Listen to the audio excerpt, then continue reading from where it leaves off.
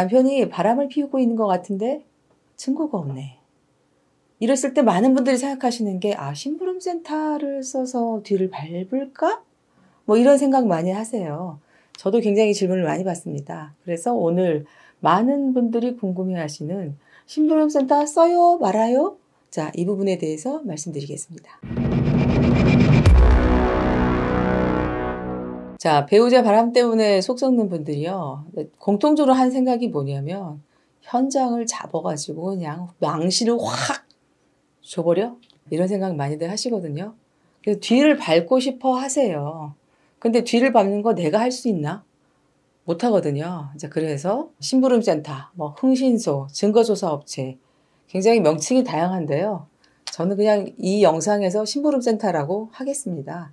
자, 이 심부름센터를 써서 뒤를 밟아야 되나 말아야 되나 이런 고민들을 누구나 한 번쯤 하십니다. 상담 오셔서 저한테도 질문을 많이 하세요. 이거 심부름센터 써야 되나요? 이렇게 물어보시거든요. 사실은 제가 그 업을 하는 사람은 아니잖아요.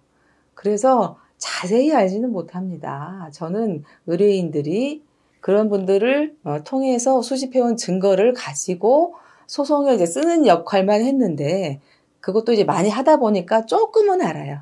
그래서 제가 아는 범위 내에서 말씀을 드리려고 그럽니다. 자, 일단 심부름센터 이분들이 뭘 해주냐. 기본적으로 사진을 찍어줍니다. 무슨 사진? 남편과 상간녀가 같이 있는 사진을 찍어줍니다. 뒤를 따라다니면서. 그러면 사진이 그냥 사진이면 안 되겠죠. 그냥 둘이 밋밋하게 걸어가고 있는 사진?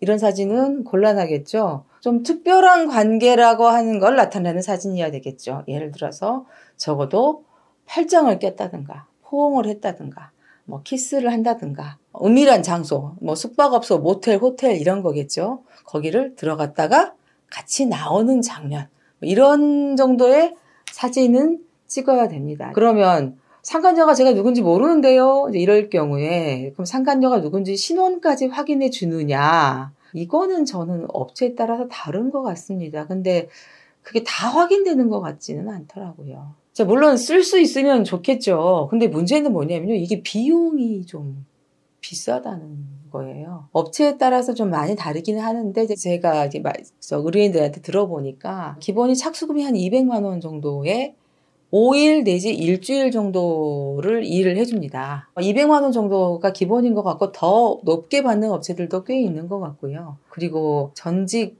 경찰관 출신이다 이렇게 되면은 비용이 좀 많이 올라가는 것 같더라고요. 아주 중요한 사항의 경우에는 성공보수가 있는 경우도 꽤 있습니다. 그래서요, 사실은 이게 소송을 하다 보면요, 변호사 비용이 문제가 아니에요. 증거조사 비용이 더 들 때도 종종 있습니다. 그러니까 저희가 생각을 안 할 수가 없겠죠. 무슨 생각? 가성비. 이 비싼 비용을 들여서 증거조사를 해야 될 필요가 과연 있을까?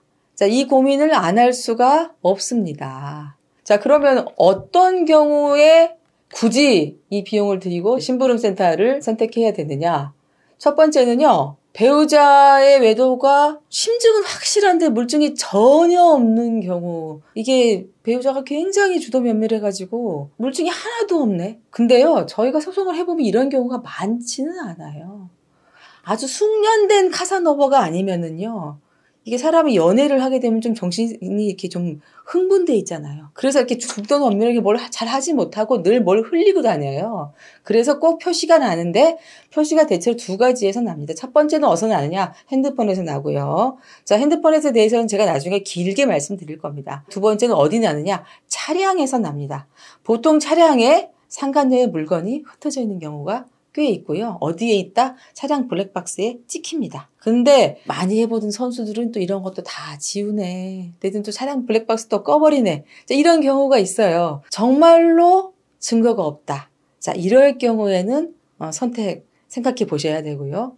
두 번째 요건은 뭐냐면 재산 분할 금액이 좀 되는 경우에만 저희는 추천을 해드립니다. 제가 여러 번 말씀을 드렸는데 위자료는 많아요. 얼마다? 3천만 원. 40년 맞고 살아도 얼마? 5천만 원. 자, 이건 넘기 힘들거든요. 위자료 2천만 원, 3천만 원 받아서 변호사 비용 내고 그다음에 이 증거조사 업체 비용 내고 그럼 남는 게 있을까요? 없을까요? 없겠죠. 자, 하지만 나는 이혼을 꼭 해야겠고 배우자 외도 외에는 이혼 사유가 없고 이혼할 경우에 재산 분할 금액이 상당히 된다면 좀 비용이 들더라도 심부름센터를 써서 증거를 수집하는 거 저는 그거는 뭐 괜찮다고 생각합니다. 이제 많은 분들이 궁금하시고 그럼 어떻게 증거를 수집해요? 제가 아는 바로는 남편 차가 있잖아요. 아니면 상간녀의 차가 있죠. 차 번호를 이제 알아서 따라다녀요, 종일. 그래서 여기서 문제가 생깁니다. 무슨 문제가 생기냐? 남편이 차가 없어. 뚜벅이야.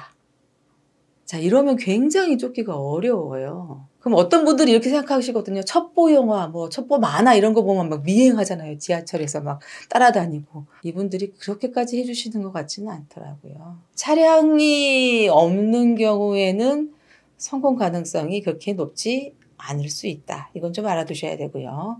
실제로 저한테 오시는 분들이 차량이 없는 분들은 좀 증거 수집이 안 된 경우가 좀 있었어요. 두 번째는 이 정해진 기간이, 서비스 기간이 정해져 있거든요. 근데 그 안에 안 만날 수 있잖아요. 그죠? 심부름센터를 쓰는 것은 그 성공 여부에 대해서 사실 상당히 불확실성이 큽니다. 그리고 많은 분들이 물어보시는 게 이거 불법 아니에요? 이렇게 물어보시거든요. 불법 맞아요. 이게 왜냐면요. 사생활 조사에 대해서는 신용정보의 이용 및 보호에 관한 법률, 이런 법률이 있고요. 여기에 보면 신용정보업은 금융위원회의 허가를 받아야 되거든요. 그리고 허가를 받는다 하더라도 사생활 조사는 못하도록 돼 있어요. 그러니까 어차피 안 되는 거예요. 이거 불법인 건 맞습니다. 그럼 불법으로 수집한 증거인데 이거 이혼소송에 내면 판사님이 이 불법으로 수집한 증거니까 이거는 채택 못해. 이렇게 되는 거 아니냐. 이런 질문 많이 하시거든요. 궁금한 거죠. 그죠? 그러면 여기서 제가 약간 법률 용어를 알려드리겠습니다. 저희가 재판에서 증거를 제출을 했을 때 판사님이 그거를 이 소송에서 쓰일 수 있다 없다 라고 결정하는 것을 법률 용어로 증거 능력이라고 합니다. 그럼 이 증거 능력의 문제가 엄격하게 적용되는 재판이 형사재판입니다. 형사재판에서 이게 굉장히 중요합니다. 그래서 불법으로 수집한 증거는 그 재판에 쓰이지 못하도록 그렇게 정해져 있고요. 이거에 따라서 막 유무죄가 확확 갈려요. 엄청 중요하거든요. 근데 지금 우리가 얘기하고 있는 게 형사재판인가요? 아니죠. 이혼소송이잖아요. 자, 이혼소송에서는 지금까지 제가 해본 바로는 그렇게 중요하게 보는 것 같지는 않아요. 그리고 물론 저희가 이런 사진을 제출할 때 이거 심부름센터 써서 찍은 사진이에요? 이렇게 얘기하지는 않거든요. 그렇게 제출을 한다 하더라도 아직까지는 한 번도 얘는 증거 능력이 없어서 판단해서 배제한다. 판결문에 이렇게 기재된 적은 단 한 번도 없었습니다. 그래서 그렇게 엄격하게 따지지 않는 것으로 보인다. 그러니까 그런 문제는 그렇게 걱정 안 하셔도 될 것 같다. 자, 이렇게 말씀을 드리고요. 마지막으로 한 가지 좀 말씀을 드리고 싶은 게 열심히 쫓았어요. 그래가지고 뭔가 찍어서 사진을 가져오셨는데 저희가 보기에 사진이 너무 안타까운 거예요. 두 분이 앉아서 얌전하게 식사하는 사진, 같이 길을 걸어가고 있는 사진. 자, 이걸로는 좀 곤란합니다. 특별한 관계라는 게 표시가 안 되잖아요. 글쎄요. 주시니까 저희가 내긴 내는데요. 내면서도 말씀을 드려요. 이건 별 도움은 안 되겠네요. 이럴 때는 좀 안타깝긴 합니다.